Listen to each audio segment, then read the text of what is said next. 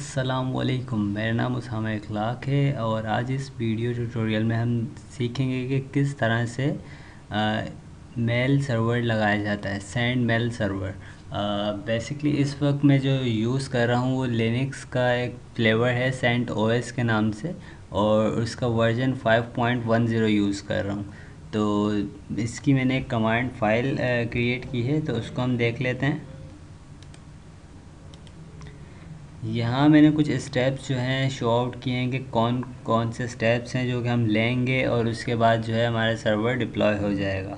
तो मैं ये चाहूँगा कि अगर आप इन स्टेप्स को यूज़ करें तो सेंट ओएस के 5.10 वर्जन पे यूज़ करें, तो आप इससे बेहतर रिज़ल्ट हासिल कर सकते हैं। सबसे पहले हम इसकी डिपेंडेंसी देखेंगे, क्योंकि अक्सर चीज़ें जो है इसमें जो है हम रीचेक कर रहे हैं कि ये तमाम चीज़ें इसके साथ इंस्टॉल हुई भी हैं या नहीं। अगर किसी फ्लेवर में लिनक्स के कुछ चीज़ों की कमी होती है तो यम कमांड जो है उसको पूरा कर देती है। तो इसी तरह से हम इस फ्लेवर पे भी चेक करेंगे सेंट ओएस पे कि ये तमाम चीज़ें हमारे पास इंस्टॉल्ड हैं या नहीं। अगर इंस्टॉल्ड होंगी तो वो हमें कह देगा कि ऑलरेडी इंस्टॉल्ड, या तो अपडेट करनी होंगी तो उसको अपडेट करेगा। इस वक्त मैं जो है एक बैकस्लैश की रूट डायरेक्टरी पर हूँ, और यहाँ से मैं सबसे पहले इस कमांड को, यम कमांड को कॉपी करूँगा और पेस्ट करूँगा, और ये प्रोसेस करने के बाद हमें बताएगी कि ये चीज़ हमारे पास इंस्टॉल्ड है या नहीं। अगर इंस्टॉल्ड होगी तो ये हमें आगे जो है फर्दर मैसेज दे देगी कि ये चीज़ आपके पास इंस्टॉल्ड है या इसका ये वर्जन इंस्टॉल्ड है, नहीं तो ये इंस्टॉलेशन कर देगी। तो इसी तरह से हम स्टेप बाय स्टेप अपने प्रोसेस को कंप्लीट करेंगे।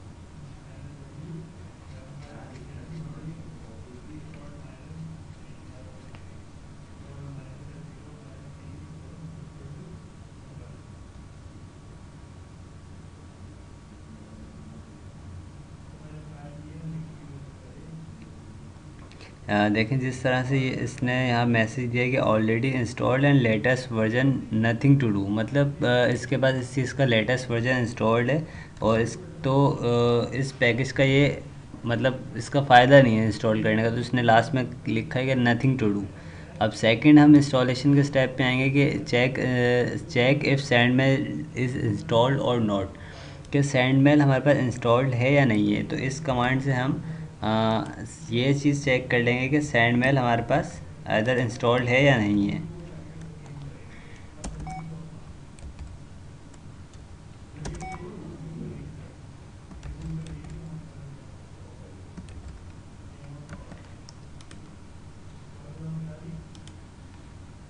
इस कमांड को हमें खुद लिखना होगा। मैं इसको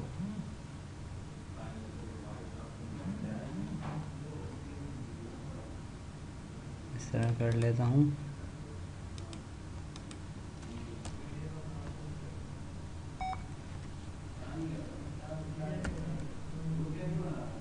RPM -QA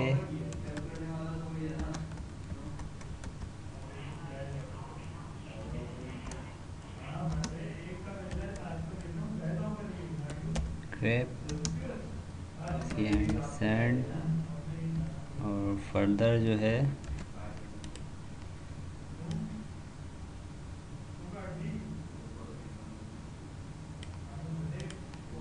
सेंड मेल।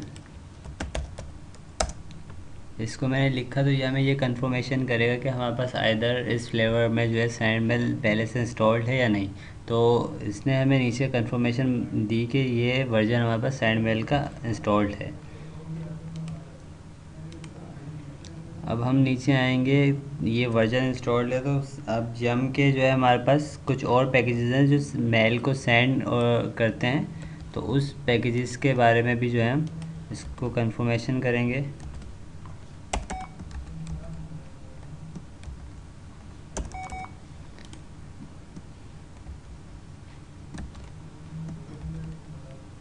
मैंने ये कमांड पेस्ट करी है यहाँ पे।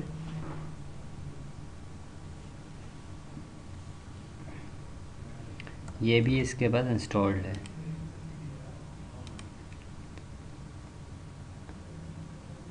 अब मैं इसकी कॉन्फ़िगरेशन पे आऊँगा। सबसे पहले कॉन्फ़िगरेशन में चेक करूँगा तो यहाँ पे जो है नीचे एग्ज़ाम्पल भी मौजूद है कि अगर ये कमांड मैं लिखता हूँ और तो ये इसकी कॉन्फ़िगरेशन चेक करके बताएगा कि रूट के आगे इस तरह का कोई नंबर होगा या इसी यही नंबर होगा, आगे टाइम आ रहा होगा और जो है इससे आगे आप देख सकते हैं कि ये तमाम क्यूरीज जो है सेम एज इट इज़ इसी तरह आनी चाहिए। लास्ट में क्लाइंट के नाम से ये तमाम लोकेशन आ रही है, तो इसको आप वेरीफाई कर लेंगे कि यही एग्जैक्टली यही तमाम चीज़ें आ रही हैं या नहीं आ रही।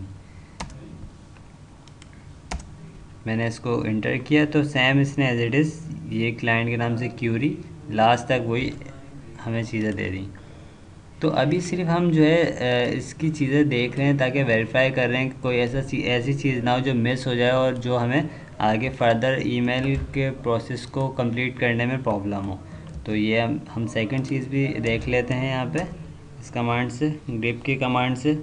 तो यहाँ पे भी एग्जैक्ट इसने सेम एग्ज़ाम्पल दिया हमें कि यही चीज़ इसके पास भी है, TCP 0 और ये ये एड्रेस आ रहा है जो कि लूप बैक एड्रेस कहलाता है। जब कंप्यूटर को कोई IP असाइन नहीं होती तो वो अपना एक लूप बैक एड्रेस उठाता है और जिसको 127.0.0.1 के नाम से है।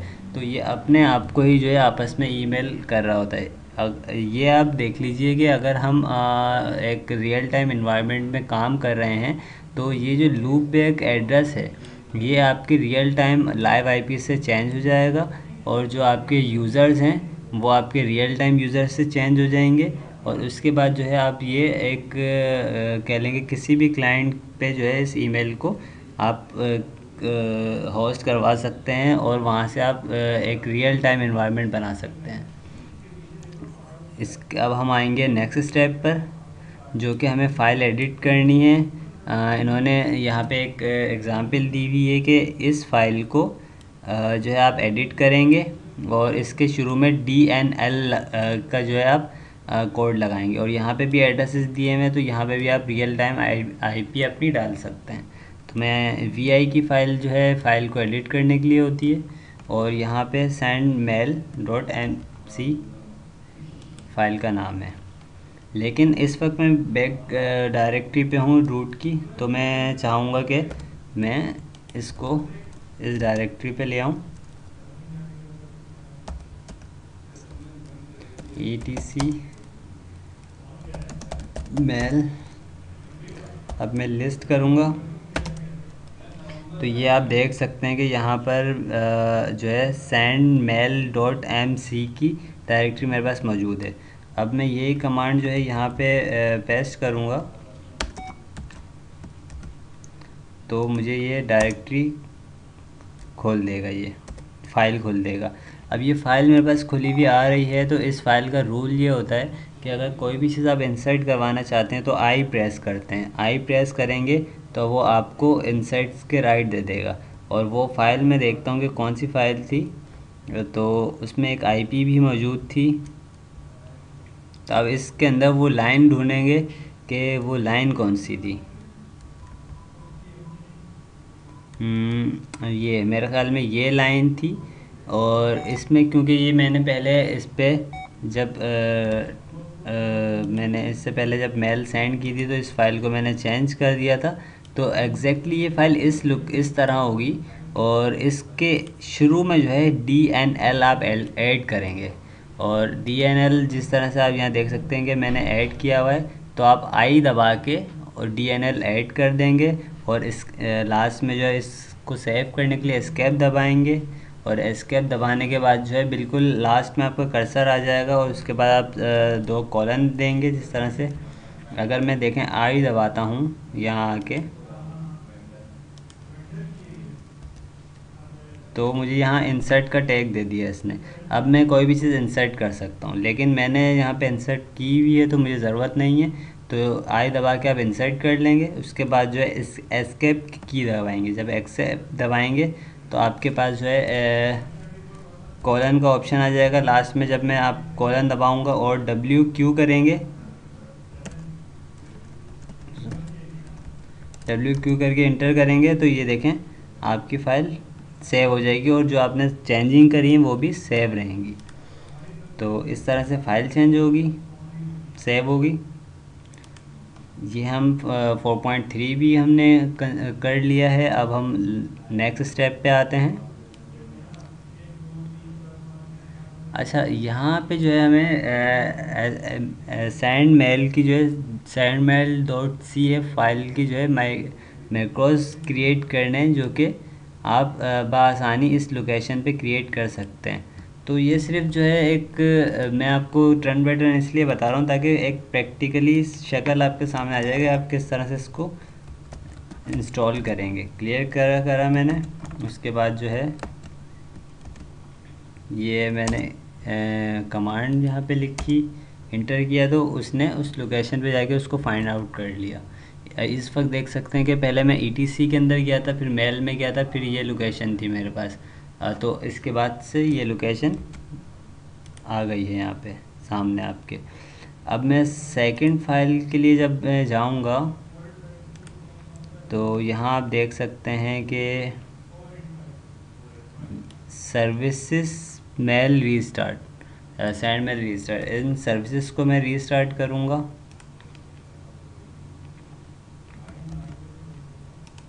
ताकि आपकी सर्विस रीस्टार्ट हो जाए। ये देखें, आपकी एसएम क्लाइंट की सर्विस भी रीस्टार्ट हो चुकी है, सैंड मेल की भी हो चुकी है, और एसएम क्लाइंट की भी है स्टार्ट करके इसने दोबारा शट डाउन करके इसने दोबारा स्टार्ट की है। और इसके बाद नेक्स्ट स्टेप पे चलते हैं। यहाँ पे जो है हमारे पास नेट स्टार्ट की जो है एक सर्विस है, उस सर्विस को भी हम देख लेते हैं।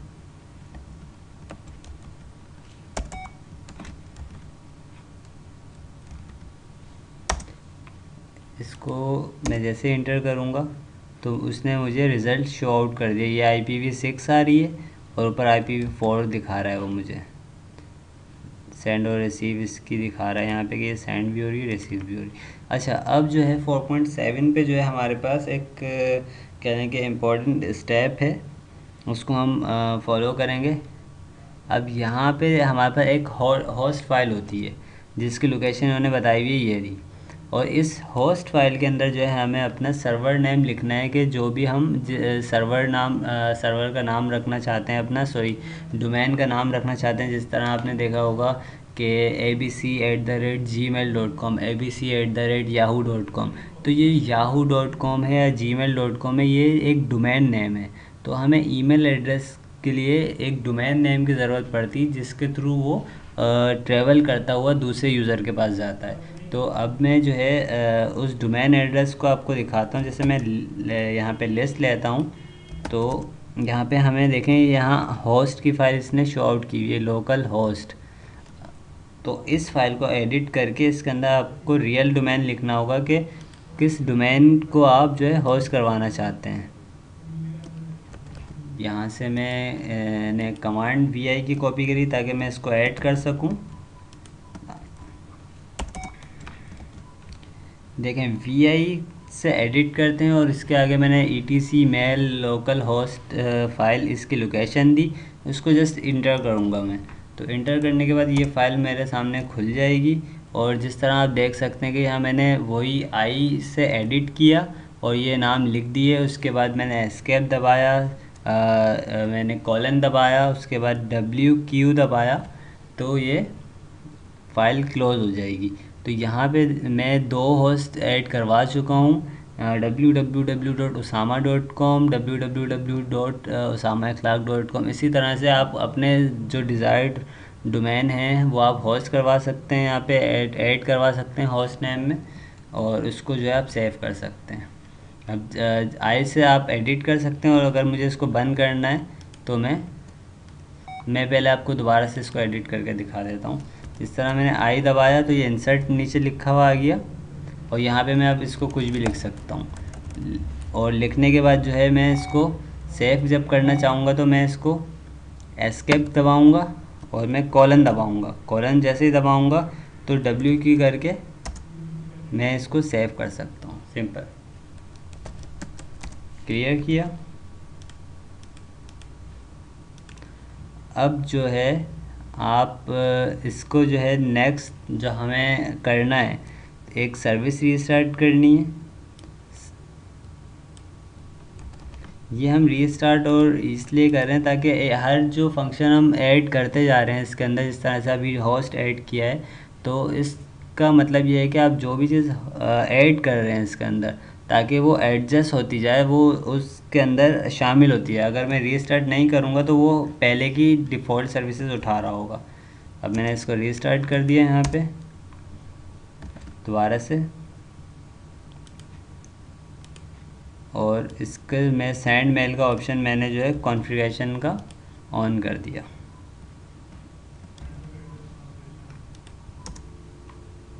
ये ऑप्शन भी ऑन हो चुका है। अब मैं नेक्स्ट स्टेप पर जाऊंगा। यहाँ पे हमें जो है आपके अगर लिनक्स में ओएस में यूज़र नहीं बने हुए तो आप यूज़र क्रिएट करेंगे।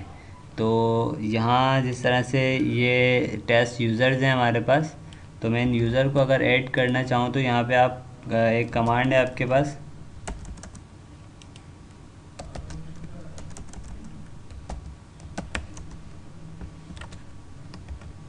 ऐड यूज़र ऐड करने के बाद आप कोई भी XYZ यूज़र ऐड करेंगे,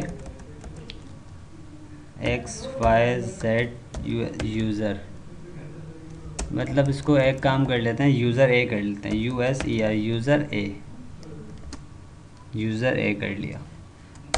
ये हमारे पास यूज़र ऐड हो गया। इसी तरह से दो यूज़र हमें ऐड करने हैं, user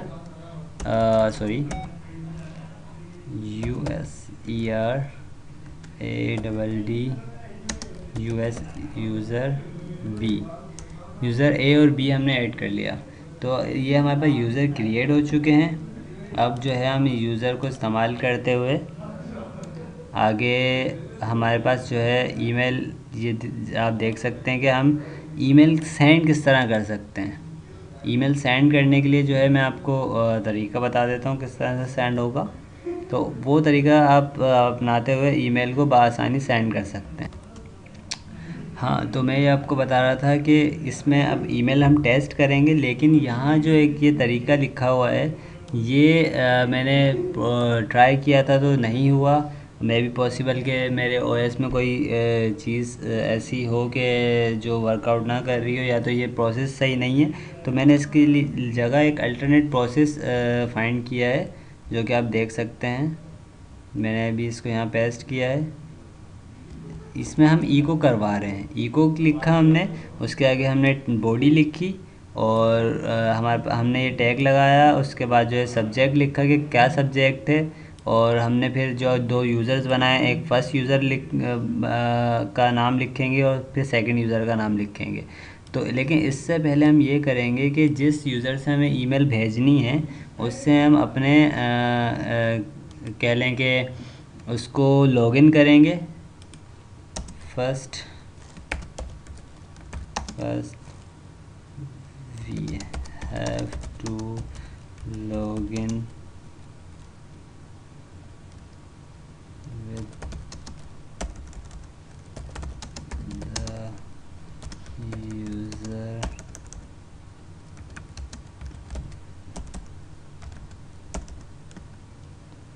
then get is user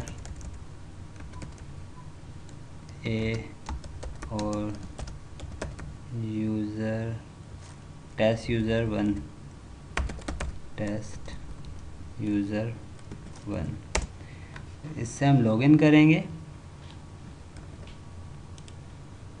इस वक्त मैं रूट डायरेक्टरी से यहाँ पे आया हुआ हूँ, तो मैं चाहूँगा कि यूज़र को लॉगिन करेंगे। यूज़र लॉगिन करने का तरीका ये है कि SU डैश और यूज़र का नाम यूज़र ए।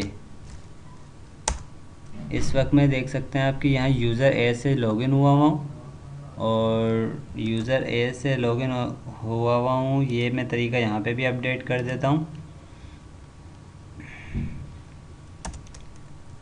SU डैश यूज़र ए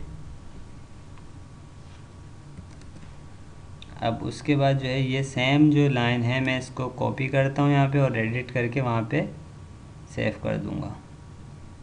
बल्कि इसको मैं यहीं पे एडिट कर लेता हूँ ताकि वहाँ मुझे प्रॉब्लम ना हो। सब्जेक्ट ऑफ ईमेल और this is the main body of the email, इसको मैं सेम रख रहा हूँ ताकि आपको वहाँ पता लग जाए।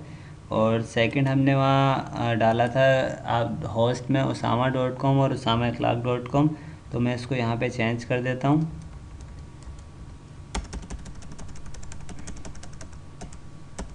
ये यूज़र 1 है, यूज़र ए कर देते हैं इसको,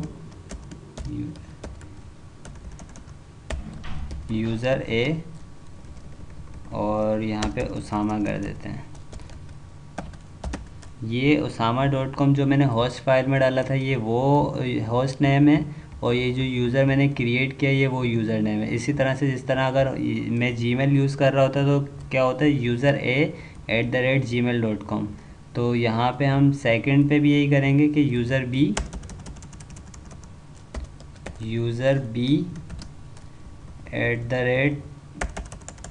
जो मैंने होस्ट नेम डाला है उसामा या उसामा इखलाक कुछ भी लिख सकते हैं, तो उसको हम कॉपी कर सकते हैं। इको का मतलब होता है कि वो उसको इको करे और दोबारा से एक इको क्रिएट हो, जिस तरह से साउंड में होता है कि रेप्लिकेट कह लेंगे उसको जो है बार बार एक जगह से आवाज़ टकरा के दूसरी जगह आए, तो वो एक इको कहते हैं ना इसको। इसी तरह से एक जगह से ईमेल दूसरी जगह जाए या तो प्रिंट आउट आए, तो इको कमांड मुख्तलिफ़ जगहों पे यूज़ होती है, PHP में भी यूज़ होती है ये।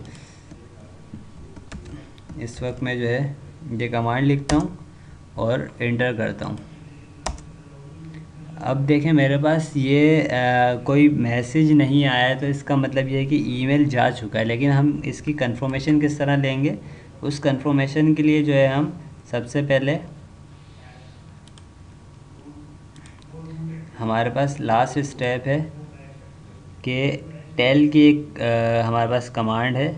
उस टेल की कमांड से हम ये पता लगा सकते हैं कि हमने ये ईमेल भेजी थी तो वो पहुंची है या नहीं पहुंची। हमारे पास लॉग्स जनरेट हो सकते हैं। मैं इसको चेक करता हूँ।